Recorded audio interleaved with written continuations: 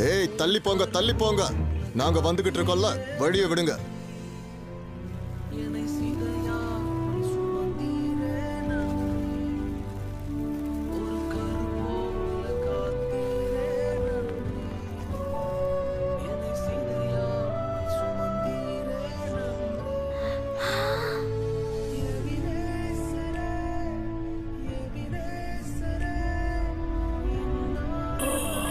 மகனே, திடன்கொள், உன் பாவங்கள் உனக்கு மன்னிக்கப்பட்டது.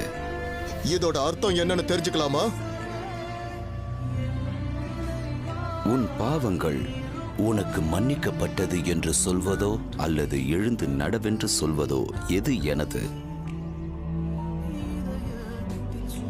பூமியிலே பாவங்களை மன்னிக்க மனுஷகுமாரனுக்கு அதிகாரம் உண்டு. நீ எழுந்து உன் படுக்கையை எடுத்துக்கொண்டு உன் வீட்டுக்கு போ என்று நான் உனக்கு சொல்லுகிறேன்.